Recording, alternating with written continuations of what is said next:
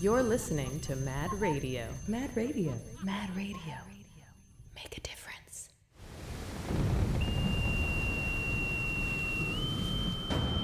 Quick, me lads! Hoist the rigging! Aye, Captain! Splice the main brace! Batten down the hatches! Aye, Captain! I'm going below deck to get the show started.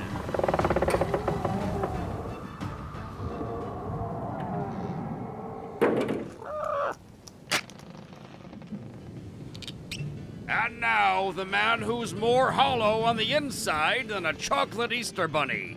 It's Mr. Gutless himself, Brandon McCarty. Well, thank you, Petey. Hey, welcome in, all you scallywags, you swashbucklers, landlubbers, hornswogglers, and salty dogs to the Peg Leg Podcast, a show where we delve into the lives of fellow pirates and learn a bit more about the unsung heroes among us all. Arr! This week we travel way outside the box. Hey, this is going to be a first for me and for you. We are going into Central Services. That's right, to the Public Affairs Department to speak with an individual who worked on her first professional film set at age 16 and has been involved in film and video production for the last 18 years, not counting all the for fun filmmaking and some acting gigs as a kid, and we will talk about those. She earned her bachelor's in fine art in directing for motion pictures and television from the Academy of Art University in San Francisco. She also got her master's in fine art in screenwriting from the Regent University online. Her most recent screenplay, a feature-length supernatural thriller titled Our Maker, has placed in multiple competitions so far. She wrote it for her MFA thesis while, get this, while pregnant and in the first few months of having a baby. That's huge. She is a writer, a director, a producer of multiple short films. You've probably seen a couple of her projects. She has worked as crew, writer, or actor on hundreds of projects, both union and independent, many of which were during her time in San Francisco from 2007 to 2016. She has lived in Japan for 6 months and has climbed Mount Fuji. She is a big advocate for our local filmmaking community here in Modesto and the organizer of the Central Valley Filmmaker Meetup Group. She has been at the college for the last 7 years as the full-time video producer, and guess what, folks? She is also the voice of the Mad Radio intro. That's right, go back and take a listen. Ladies and gentlemen, please welcome to the poop deck, Sky Tallone. Hello. Hey, Brandon, thank you for having me. Excelente. Or am I supposed to call you Petey? Is that... Well, you know, it's dual personality, sure. Okay. So okay. I'll switch back and forth. My goodness, you've done quite a few things in the film world, I guess. I guess a little bit. I've done a little bit of everything, I guess. Yes. So, kind of, if you would just kind of give us a glimpse as to how you found your way then to, well, YCCD. YCCD, yeah. It's been like a weird journey that got me here. I honestly never would have expected to end up in Modesto or at YCCD. It was, I was in San Francisco, and when I first got there and I was going to film school and stuff, I think I was pretty set on the idea of going to LA like everybody else was going to do after film school. But I don't know, I had this like transformative experience over those years in San Francisco, and I had some interesting influences in my life, and I got to this point where like I didn't want to go to LA anymore. I had like worked on a few sets in LA. I had worked with some productions from LA that had come to San Francisco.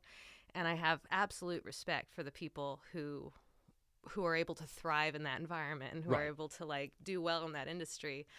But I just kind of made a lifestyle choice and decided that it wasn't for me. And so I wasn't sure where to go. San Francisco was like changing. It wasn't like what it was when I moved there. I felt like it was turning from the arts into like this tech hub. It was like all the work that I was getting started being less film and more like, tech startups wanting like videos and stuff like that. And, Okay.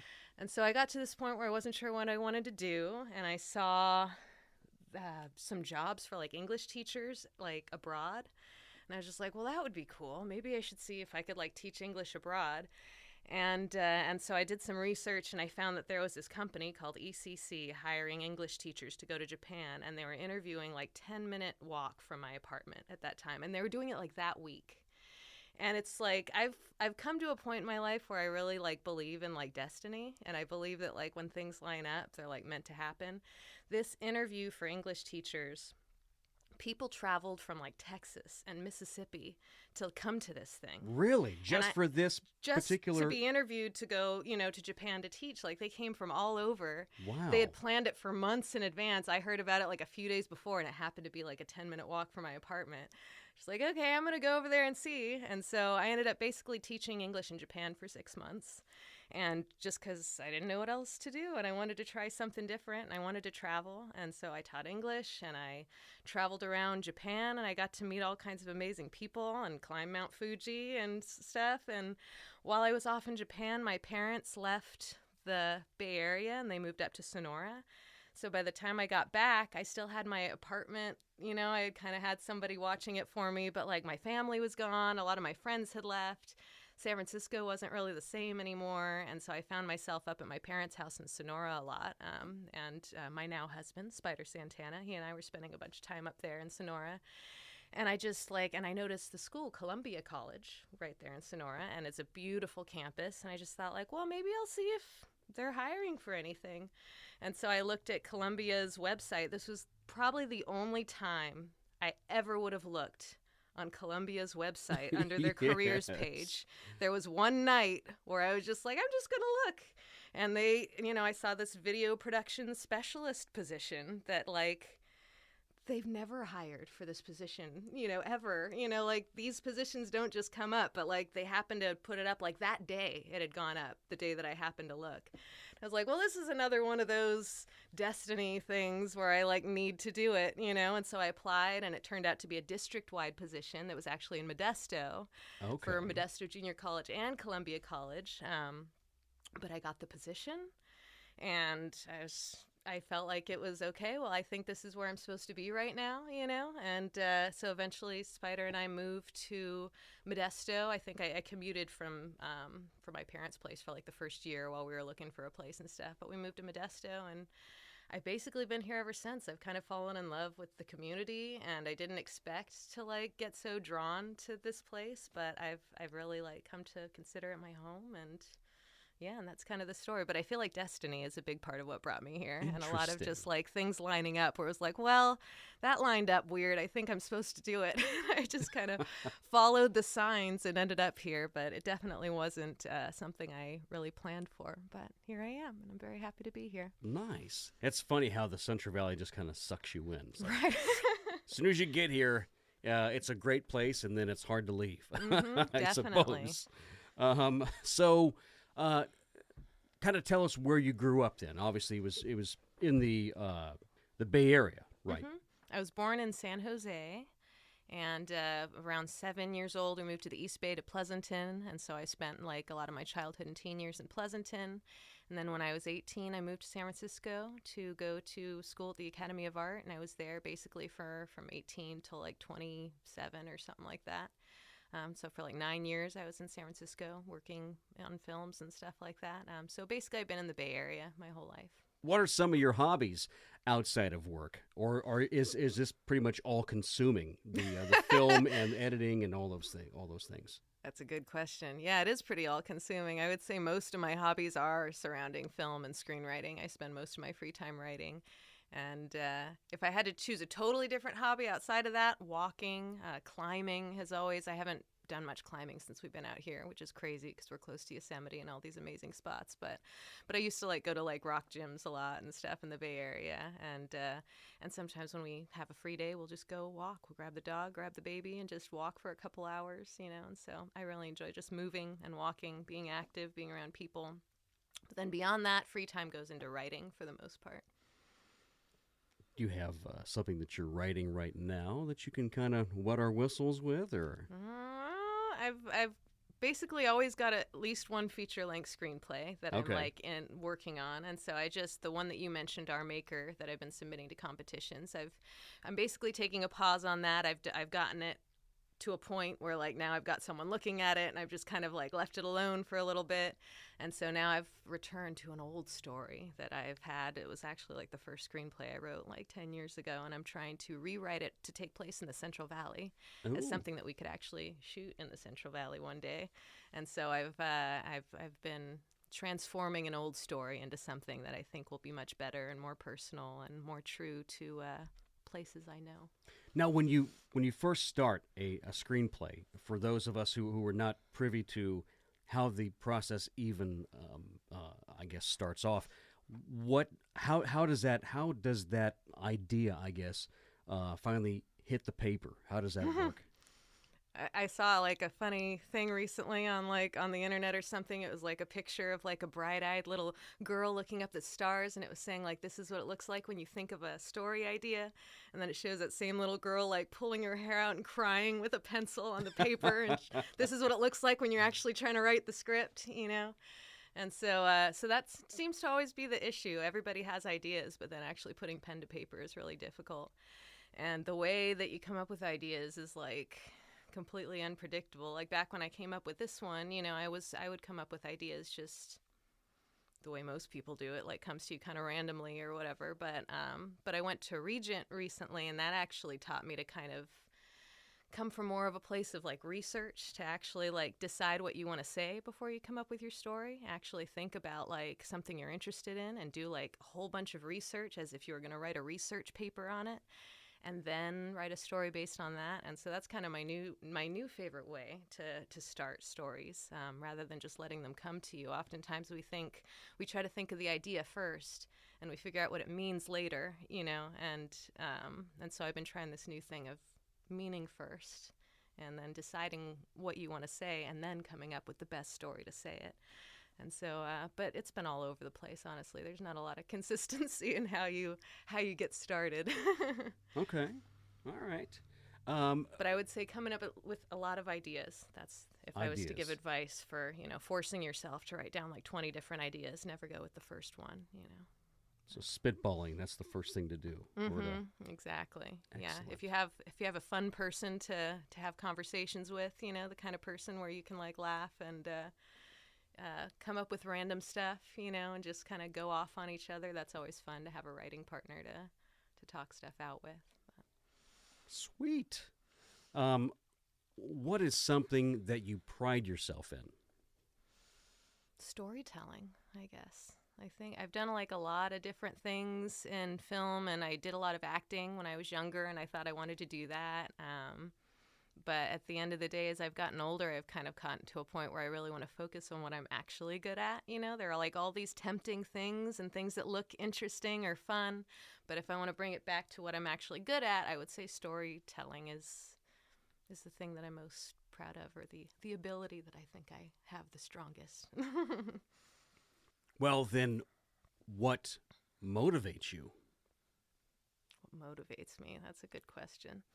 I think when I was young, what motivated me was just like creative inspiration and just wanting to be creative and just the world and stuff. And I think I also have kind of an anxiety that a lot of us have, like an existential sort of like angst of just like, you know, things get still for too long and you start like, what am I doing with myself, you know? And so I'm a bit of an anxious person, which you might not know from meeting me, because a lot of people say that I'm very chill, and you know, I have that side of me, but I am very anxious, and I feel like my anxiety definitely helps motivate me a lot of the time. When things start slowing down, I start to get like, okay, what am I doing? What's the next project? What's the next thing, right? Exactly. I just feel like I'm doing something, you know, just having some momentum, and I feel like that just sort of anxiety of just like knowing that, you know, hey, this is a short life, you know, what am I doing? And so that always motivates me.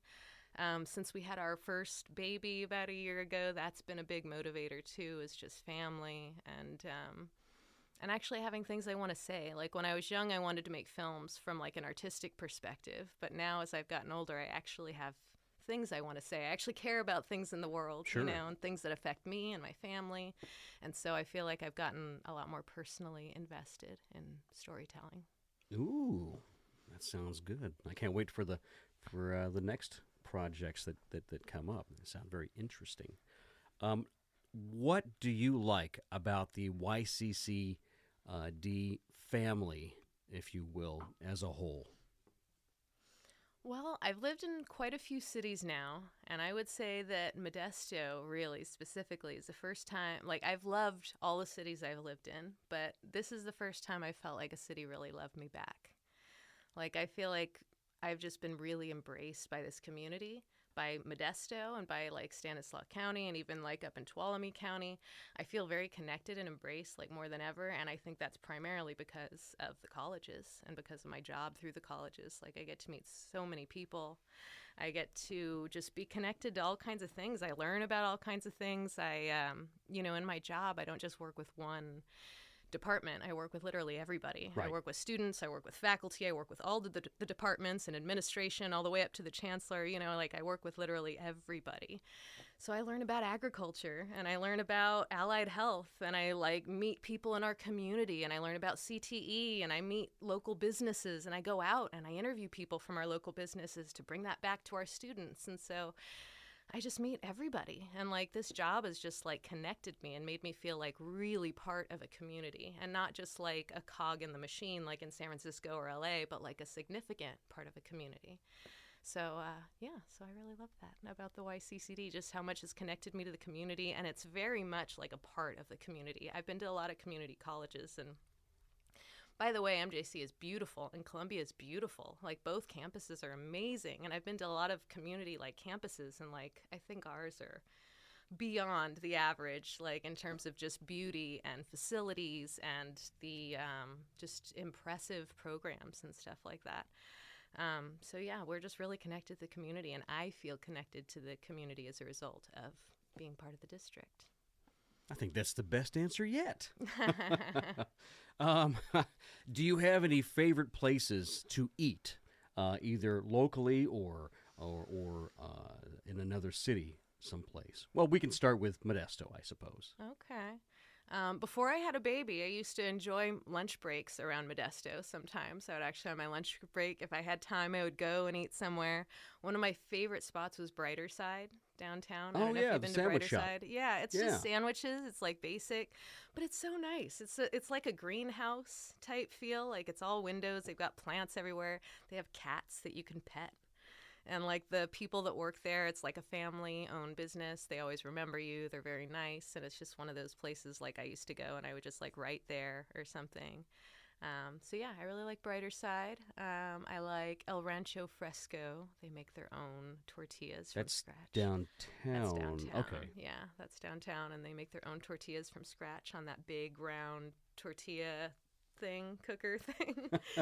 Looks like something really that Chevys used to have, except for they've got, I guess, well, like you said, they make it right there. Mm-hmm. Right there. It's Right, fresh. yeah, they'll ask you what you want, and they're putting your tortillas right on in front of you. And so if you go to El Rancho Fresco, you have to get something that involves tortillas. Ooh, okay. All right. But yeah. Any other places? We go to JP Fusion a lot, but I feel bad about saying that because I know there are a lot of great Japanese places around Modesto, but it's close to our house, so we go to JP Fusion a lot. That's okay. That's all right. That's fine. If you would, tell us a funny story or experience, either professionally or personally. From anywhere? From here or from Sure. anytime, anywhere? From anytime, anywhere. Okay.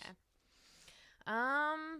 Well, so when I was in San Francisco, I got to work on I got to be a big part of a lot of small projects, but some of the most interesting experiences were when I got to be a really small part of some of the bigger projects. And San Francisco is a really popular place for, it's a popular place for films to take place. Right. And so, nobody goes to San Francisco to shoot unless their thing actually takes place there and has to take place there. So we would have LA films sometimes come to San Francisco, and they would shoot stuff there for big motion pictures. And I would be an extra in some of those things. And so, I remember when Milk was shooting in San Francisco. I was living there at the time when they were bringing everybody to the Castro to do that big march scene for Milk. I got to be in San Andreas as like, a terrified person in the earthquake, and they covered me with dirt and dust and made me look all beat up. I got to be in like a soap opera and some commercials and stuff. But my last few years in San Francisco, I lived on Kearny Avenue, which is like I think it's the steepest hill in San Francisco. Okay. It's steeper than Lombard Street. It's off of Broadway in North Beach area. And it's like really steep. Like it's so steep that on the weekends, like people will like take cardboard up there and like race down it after they've had a few drinks. They like ride down our hill on cardboard.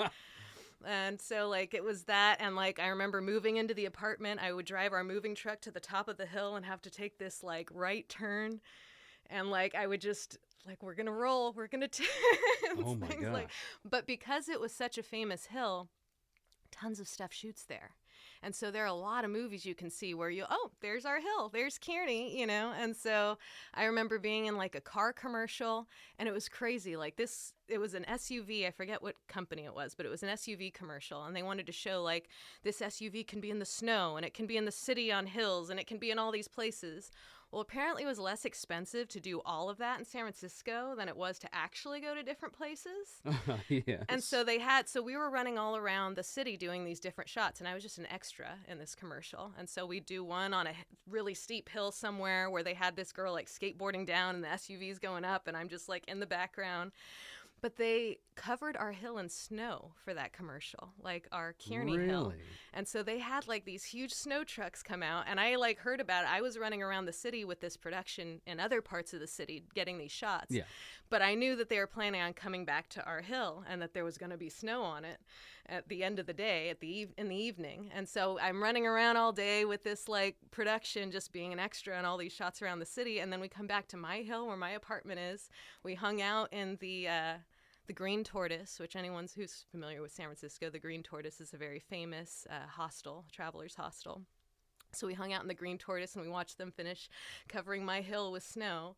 And then we got to walk up and down the hill, and they showed the shot of the SUV going up the snowy hill, And but it was just one of those weird things, and where it's like, okay, there's snow on our hill today. And then another day, like Tim Burton was shooting his movie Big Eyes in San Francisco, and I don't know if you've seen Big Eyes. It's a really great film. I haven't, but it takes place in 1960 Amy in San Adams, Francisco. I think, is in it. Yeah, Amy Right. Adams is in it. Christoph Waltz is in it. So they right around the corner from my apartment, like in old Little Italy on like Greenwich and like that area, they converted that whole area into 1960. And I got to be an extra in that. And so I got converted into 1960 with the costumes and stuff.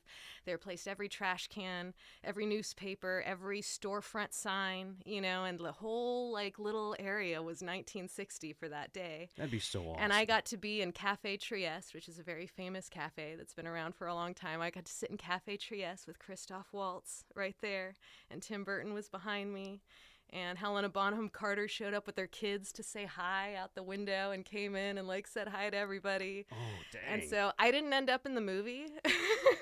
If you watch it, there's like a scene in Cafe Trieste where I would have been literally like right next to the camera. I didn't actually make the final cut, but I got to be part of that movie magic. And it was just one of those things where like living in that spot at that time in San Francisco, I got to see all these big movies come through. And I got to just be like an extra, like a fly on the wall. And I got to, watch them convert our street to 1960 or put snow on it or, just all these different things. And it just felt cool to be part of that movie magic. That's nuts.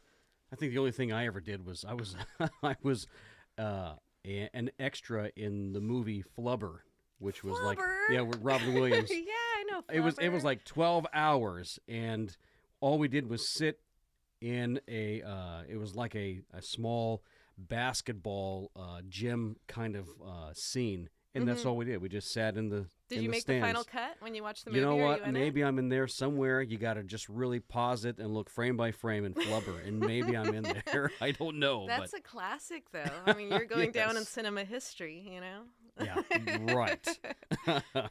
Yeah, sometimes you don't even get used. I've been on sets where I was an extra and they just paid us to sit around and eat good food all day, and then they're like, sorry, go home. Absolutely. So- I think I got paid like, I don't know, $120 for the day. So, hey, you can't Sounds beat about that. right. Who has been your biggest influence, either professionally or personally? Yeah, obviously my parents. I would be remiss not to say my parents. They are both big, they're both very creative people. And Right. so I think I drew a lot from both of them. My dad has always been a visual artist and a storyteller, and my mom is a very visual person, and she's always been into making our house beautiful and just making everything she touches beautiful, and they both have an appreciation for the arts.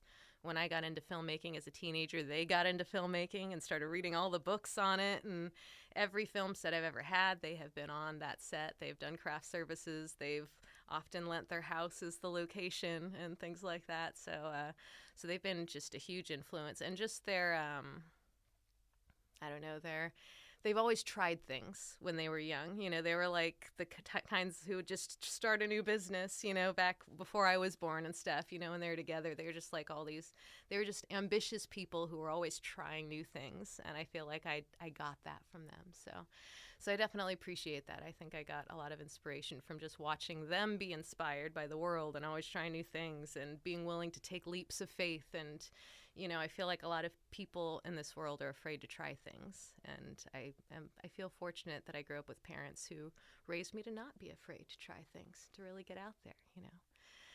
But beyond that, I think a lot of the great filmmakers have been some of my inspirations. Tarantino and Kubrick, and nowadays we have like Ari Aster and Alex Garland, and like amazing. I love like horror and sci-fi and stuff.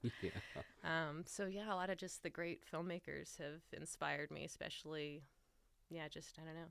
Over the years, there have been just certain movies that have like changed my life, and I would say the movies have more than anything made me want to do what I do. Well, so let's talk about travel for a minute. If you had a free plane ticket to go anywhere in the world, where would you go and why? I would go to Italy because I've never been to Italy, and my family heritage. I grew up, my dad's great uncle and his family, his parents, that generation came over from Italy. Okay. And I grew up with a lot of Italian, just Italian tradition, I guess, when I was little, and growing up with my grandparents on my dad's side and my great uncle. They made their own wine, and raised us with red wine. And, the pasta, my grandpa used to make pasta from scratch. He would spend 2 days, making each pasta by hand, and just the stories and the tradition. And it's one of those things you don't really appreciate when you're a kid, but then later you look back and like, oh, I wish I still had that kind of tradition and those people in my life and stuff. And so I'm actually writing another screenplay that deals with kind of my Italian heritage, and a lot of it that's inspired by that anyway. And so, I've never been to Italy, and I feel very connected to that side of my history and my family. So I think I would want to go there to connect with that side and to eat and drink. Nothing wrong with that. That's awesome. Before I get to the music, I am going to ask this question, and hopefully it doesn't stump you too much or make you think too hard about it. But if you only had 3 movies that you could watch for the rest of your life, not so much, and maybe they were influential movies, but if there was only 3 that you could watch for the rest of your life, what 3 would they be and why?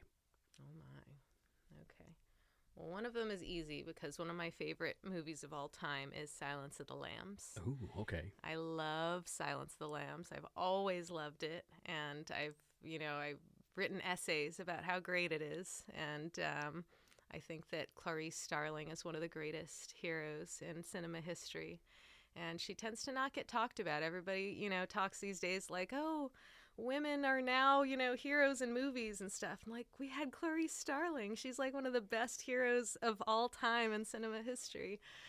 So I love Silence of the Lambs. It's one of my favorite movies in terms of just both being terrifying and really inspirational. You have this great hero who you just like are following, and she's brilliant, and you have these I thought it was one of these rare movies that both made you like terrified of the bad guy and also just feel like you could do anything because you had this amazing hero. It puts the lotion on its skin.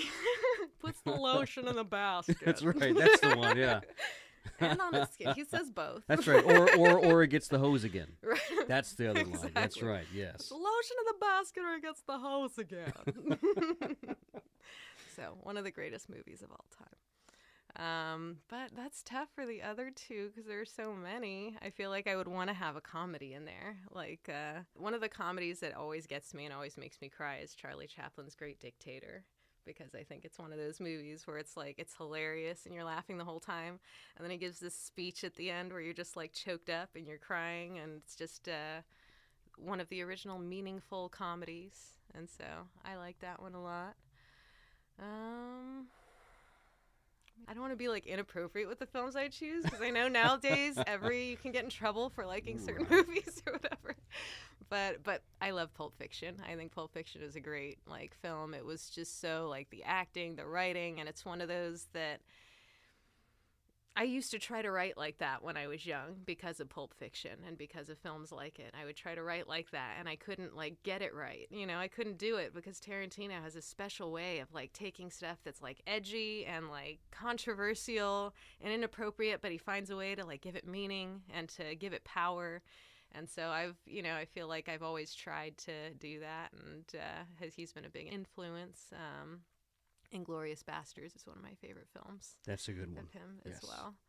And yeah, that was a good one.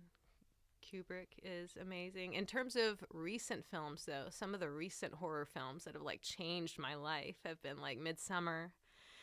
Was amazing. That was interesting. I thought that was one of the best horror films we've seen in a long time. Hereditary. So I haven't seen that one, but I've heard quite a bit about it. Terrifying. It'll mess you up for a while. but I really appreciate this new era we have right now of elevated horror. And, like, for a while it was like horror was seen as like the cheap, like, right, the 80s campy, right, campy, slasher. cheap, don't bother with story. And right. Now we're seeing this whole new, like, era of horror where you can get into, like, really deep stuff and you can get into spirituality and you can get into psychology and you can get into all this neat stuff. And so right. Devs is actually a mini-series that came out, but that was a series that like totally warped my mind in terms of like one of the best things I've seen. That was Alex Garland, and he also did Ex Machina, which is a great film. And but yeah, there are a lot of good films out right now. I could keep going, so I don't want to go on too long about movies. Well, then we'll switch gears and let's talk about music for a minute. If you only had 3 albums that you could listen to for the rest of your life, what 3 would they be? And why? I remember as a teenager, Simon and Garfunkel was like my favorite. I always have a soft spot for Simon and Garfunkel. The Shins is one of my favorite bands. I love the Shins, especially one of their early albums. New Slang. I don't know if that was the album's name, but I love the Shins, and they're anything really cinematic. I think that was one thing I really like. I like folksy stuff. But yeah, I'll have to get back to you on albums. I'll think about that one. All right. Well, we sucked all of the knowledge out of your brain with the movies. So, I know, yeah. That's fine. That's much easier for me. Right. So one of the things that you are heavily, I guess, that takes up quite a bit of your time, but is something that you're very passionate about, is the Central Valley Filmmaker Meetup Group. Kind of tell us a little bit about that and its impact on the community. Yeah.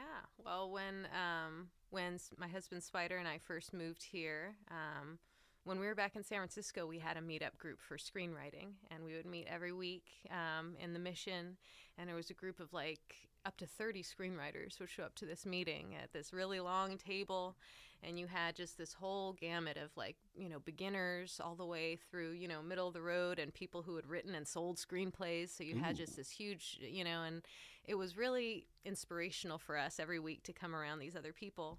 And so when we came here, there wasn't anything like that. And I looked at meetups.com, and there were no film meetups in this area. The nearest thing was like Sacramento. And so we started the meetup group just as a way to like meet other filmmakers and screenwriters and just kind of have a community that we could, be connected with so that when we're making short films, we have people to call on. And also so when we're working on our screenplays, it's always nice to have people to bounce ideas off of. So we started the meetup group and started just having meetings at different places, at cafes and things like that. And we got immediate response. People immediately started joining. It was like instantly popular. We started meeting all these amazing people who we're still connected with now. And then the very next year, Andrew Wong started the 48-hour film competition and brought this huge community of filmmakers together, and like we did the competition itself, but then when we showed up to the screening, that was when you were like, oh my gosh, they've packed the theater with these young aspiring filmmakers and Wow. actors and stuff. And so that started, and now they've been doing that every year for the last 4 years.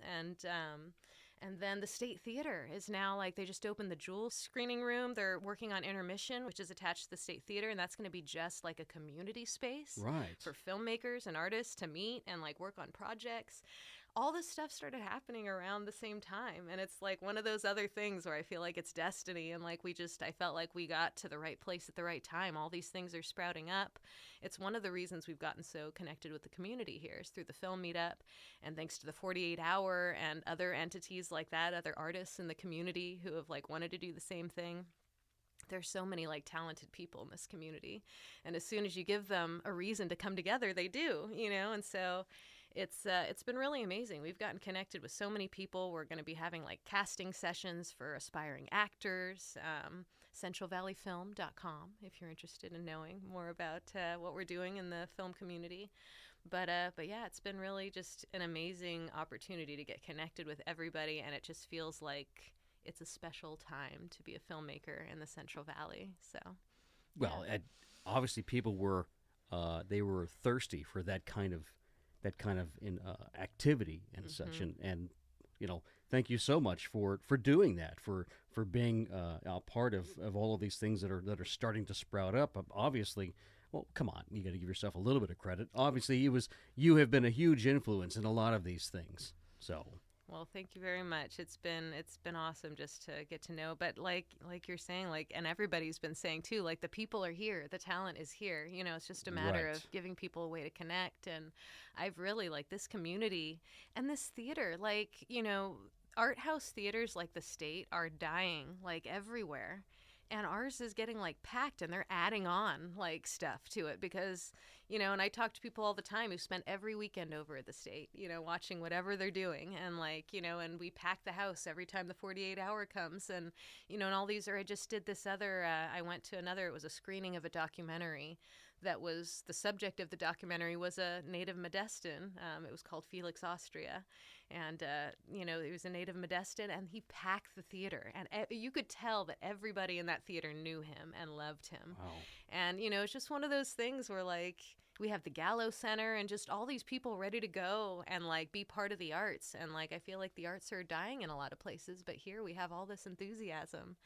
And as a filmmaker, too, when I was in San Francisco, and we were in film school, and we'd be running around trying to make our short films, and everybody in San Francisco is sick of it, like everybody's over it. Right. Everybody's just annoyed that they, now they can't get to their house because there's a film shoot in the middle of their walk to the BART station or whatever, and like, or there would be some TV show. I remember that TV show Trauma was shooting, and people were angry every time it showed up. Like, the people were just, I'm sick of this show. They're always getting in my way and stuff. And so it was very difficult to get cooperation from people because everyone's sick of filmmakers over there. Out here, you tell somebody you're shooting a film, they're like, get how can I excited, help? right? Yeah. What can I do? Thank you for coming and shooting in my place. And so you just have this enthusiasm here that is hard to find sometimes. That's awesome. That's awesome. Well, do you have any parting words of encouragement for us? I have a lot. Okay, one, I mean, kind of what you and I were talking about earlier of just trying things. I feel like these days especially, everybody thinks they're so smart, and everybody thinks that they can like predict the future, and everybody talks themselves out of things so quickly because, well, that's not going to work. that's just going to turn out like this, or this will happen, or it won't be worth my time. And everybody talks themselves out of things before they try it, or they'll talk about it on social media but not actually do it, and it's like, just do things. Just try things. You never know how it's going to work out. Like, I've become such a big believer in just like destiny and things lining up randomly. And I've gotten to this point where I just like do stuff a lot of the time because it feels right. It's like, this is a project and it's great and it's worth doing. I don't know if it'll pay off or how it'll pay off, but I'm going to do it and something will come of it. And like, I've been amazed at how things have randomly come, like things you never could have predicted, I just did this thing with no idea how it would turn out. And this random thing happens that like makes it work out, and you never know. And so get out there and try things. Don't be afraid. Don't think you can predict the future. If it's meaningful and it's worth doing and it's what you're good at, you never know how things will work out. It's better doing something than not doing something. And what is it? Fortune favors the bold. I really believe in that. Like, just getting out there and doing stuff and connecting with people. You never know how it could turn out. So that would be one thing I would say. You don't have your career and then your life. You just have your life. And you have to make choices for yourself. And, sometimes so much gets put on career that you think like, oh, well, I'm good at writing, and I want to write movies. I want to be a screenwriter. So I have to go to LA and I have to play this game and I have to do this and this and this. And it's like, well, there are other ways to write. You don't have to play that game if you're not a master of that. Some people are a master of that game. And I admire, those who can thrive in that environment. But, just because you've picked a career path doesn't mean you have to, that there's only one way to follow it. There's also your life and the kind of life you want to live and the kind of person you want to be and the kind of work you want to create. And, do you want to have a family? And do you want to have, what kinds of values do you have? And so I think, we have to think about that stuff. And oftentimes in competitive industries, like in filmmaking and stuff, it often seems like there's not room for that, like you have to just want it so badly and single-mindedly that nothing else matters. But there's always room for that. You only have one life. And at the end of the day, we only have so much time here. And so I think it matters the choices you make, not just for your career, but for your life. And you have to think about that too. So yeah, I would say that's it. Words to live by. Everybody, hopefully everyone stands up and takes. Go ahead. Oh, go! I was gonna say, well, hopefully they're taking stock of the things that they really are, what they have their true calling, or where their talents lie. Mm-hmm. Definitely. There's one more thing I did want to mention sure. really quick, Yes. if you had time. Yes. Just this whole thing of like, because I know I have my job at the district, and then I have what we've been talking about, my passion and filmmaking and Right. screenwriting, and these are like two different worlds. And just kind of acknowledging that a lot of us artistic types, we take jobs like this so that we can make a living while we're pursuing our passions, right? And so I'm sure we have people in the music department and the theater department and all kinds of artistic departments who are pursuing their passions on the side, and this job is a way that they can get by in the meantime. This job has been just an amazing place to be while I am pursuing like the arts and pursuing my passions on the side, as someone who has worked freelance for a long time. And I used to think like, freelance is always going to be, I would never be trapped by a 9-to-5 job. I'm always going to be free, freelance. Right. Freelance is not as free as it sounds. It's very time consuming and it's very stressful. You spend a lot of time just looking for the work and trying to get people to hire you and then trying to collect your money. And you're never really off the clock because you always have stuff you should be working on or jobs you should be getting. And, this job with the district has been absolutely amazing. Like as a full-time job, I get to produce content. I get to produce video content. I get a lot of creative freedom. And people request videos. I help them figure out the best way to do what they want to do. I get to work with all kinds of people. I get to practice production every day. I get to practice turning out videos. I've completed like over 300 videos since I've started at the district. Wow. Dang. Just from beginning to end, over and over doing this, and just that process. And like when you're doing freelance, you have to work so hard for every little one that oftentimes, it's hard to turn out a lot of projects like that. But in the district, I just get requests. I don't have to look for the work. I don't have to collect my money from every little person, like they just tell me what they want and I just turn out videos and that's all I do. And after I'm done with my 40 hours a week, when I come home at the end of the evening, that time is mine to write, to be with my family, to pursue, filmmaking and stuff. So I just want to, kind of speak about that, about, there are a lot of people who have passions and who want to do things that are difficult and competitive. And it's nice to be able to have something stable, and just that duality of having, you have how you pay the bills, and then you have what you're passionate about and what you're pursuing. And, if I never made it as a big filmmaker, I would feel very blessed to have the life I have and be part of this community, have the job I have. But yeah, I just want to point out just what a great place this is to be, as someone who's pursuing, the arts and pursuing other things on the outside. I really enjoy my job, and just the stability that it creates, and the freedom of mind and everything that I'm able to have for my other work. Well, thank you for being so passionate with your time and your talents. And obviously, yes, I think that most of us would agree who work at the college or for the district that, yes, it's a stable environment where we are able to collect our paycheck, and then we can pursue those things outside of work that drive us. And I think that that's a great thing. And Sky, thank you very much for giving of your time, come down here to do this, to give us a window into your life and the things that you are doing outside of work. I really appreciate it. Thank you so much for having me. And if anybody is interested in getting involved in our local community, centralvalleyfilm.com is our little hub where where all of our stuff is posted. So we'll put that up. Thank you very much. Thank you. Well, the winds are picking up and the barnacles are collecting on the bow. Time for us to set sail, me hearties. This episode was brought to you by Harry and Lloyd's Worm Farm. Yeah, they finally opened it. Produced by myself.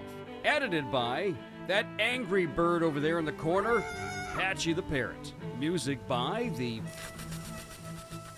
Fava Beans and Chianti Cantina Band. Hey, we are getting closer and closer to that warm weather. And you know what? The studio gets a little hot, so you may want to put in that request to come in here and get your episode recorded before it gets hot in here. That's right. And as always, remember, keep your booty close and your sword sharp, lest you find yourself swabbing the deck on the bottom of Davy Jones's locker. Until we meet again.